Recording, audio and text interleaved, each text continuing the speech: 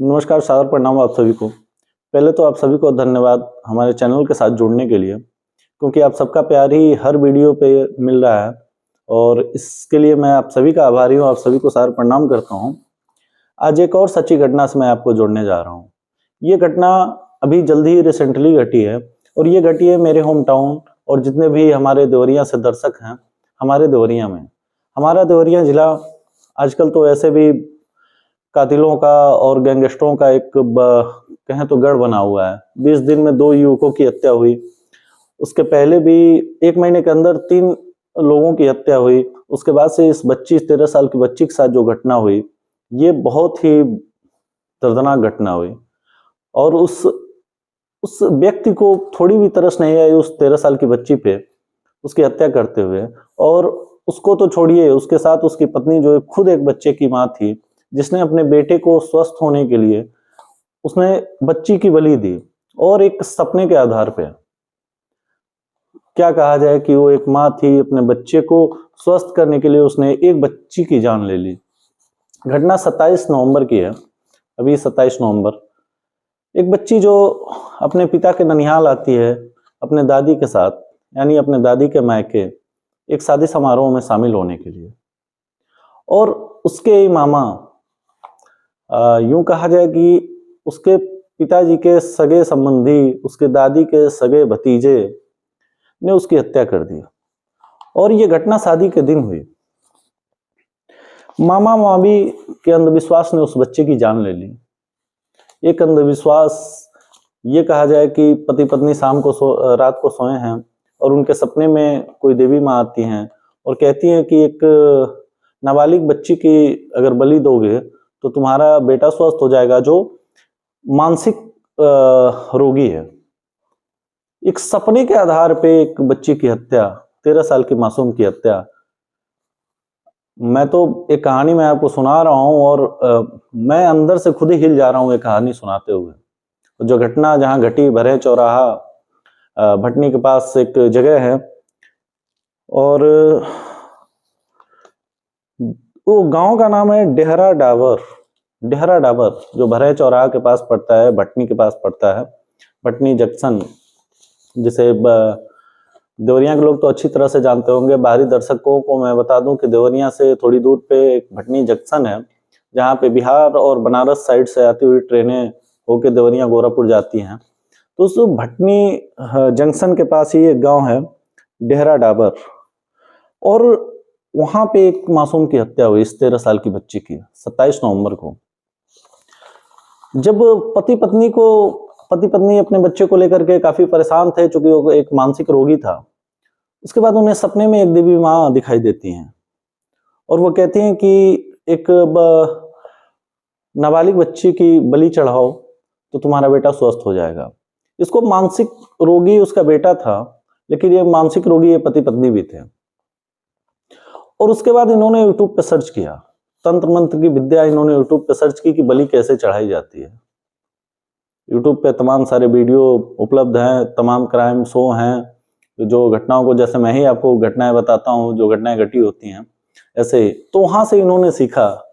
और ये सीखने के बाद से जो बच्ची आई हुई थी अपनी दादी के साथ एक शादी समारोह में, जिस दिन शादी थी 27 नवंबर को, उसी दिन चूंकि जिसने हत्या की शेषनाथ यादव के बड़े भाई के यहाँ शादी थी। तो बड़े भाई ने गांव के बाहर एक नया मकान बनवाया हुआ था जहां पे शादी का सारा कार्यक्रम होना था। बच्ची शाम को खेलते हुए पुराने मकान में चली जाती है। पुराने मकान में ये आरोपी जो हैं सविता और शेषनाथ, ये दोनों वहां मौजूद रहते हैं और बच्ची को बहला फुसला करके वहीं रोक लेते हैं।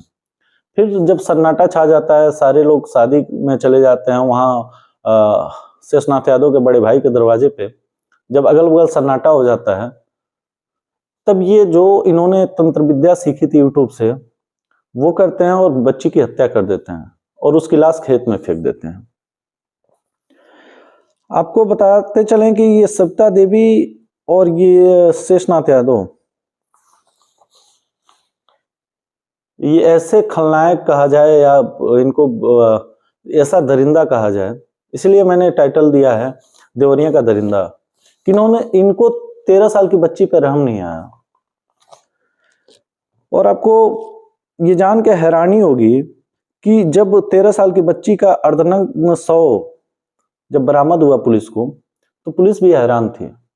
फिर बच्ची का पोस्टमार्टम हुआ तो ये पता चला कि उसके शरीर में 5 जगह से खून निकाला गया है। उसके शरीर पे 5 जगह वार करके उसके शरीर से ब्लड निकाला गया था, बलि के रूप में वो ब्लड चढ़ाने के लिए। उस 13 साल की बच्ची पे क्या गुजरा होगा, और पति पत्नी ये इंसान के रूप में जो दरिंदे धरती पे हैं। फिर वही बात मैं बार बार दोहरा रहा हूं कि इनको तरस नहीं आया। 13 साल की बच्ची की हत्या करने के बाद इन्होंने लाश को खेत में फेंक दिया। और पुलिस ने जब जांच करना शुरू किया तो ये भी आपको जान के हैरानी होगी कि एक शॉल और बनियान के आधार पर पुलिस इन हत्यारों तक पहुंची।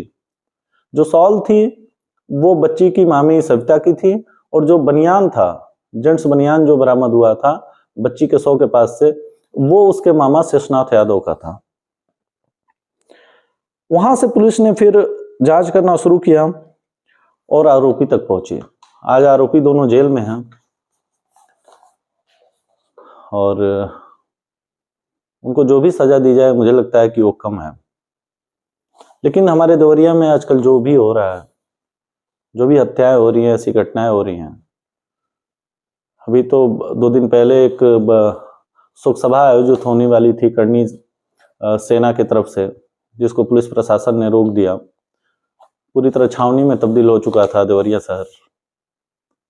लेकिन आप शोक सभा करने से रोक सकते हैं, आप प्रदर्शन करने से रोक सकते हैं, लेकिन जो घटनाएं हो रही हैं, विशाल सिंह युवा लड़का, या उससे पहले जिस युवा की हत्या हुई छठ वाले दिन, छठ जो त्योहार बेटी के लिए माएं व्रत रहती हैं, अपनी मां को गांव छोड़ करके शहर में वो सामान लेने आ रहा था और उसकी हत्या हुई। चूंकि मामला संवेदनशील था तो उस टाइम वीडियो मैंने नहीं बनाया, लेकिन छठ वाले दिन उसकी हत्या हुई। उसके बाद उसके एक दोस्त ने, जो उसके ही इंसाफ के लिए, अपने दोस्त को इंसाफ दिलाने के लिए आवाज उठा रहा था, विशाल सिंह, उसकी हत्या हो गई। विशाल सिंह की हत्या होने से पहले पुलिस ने कहा कि हमने आरोपियों को पकड़ लिया है। तो फिर ये कौन आरोपी थे जिसने विशाल सिंह की हत्या कर दी? सवाल और प्रश्न चिन्ह देवरिया की पुलिस पर, देवरिया के प्रशासनिक अधिकारियों पे, देवरिया के कानून व्यवस्था पे बहुत सारे खड़े होते हैं। और हमें और आपको आवाज उठाने की जरूरत है, क्योंकि अगर छोटी छोटी बातों पे ऐसे हत्याएं होने लगी तो फिर हमारा शहर, मेरा देवरिया, आपका देवरिया, या अन्य शहरों की मैं बात करता हूं कि ये कैसे सुरक्षित रह पाएंगे हम और आप इन शहरों में।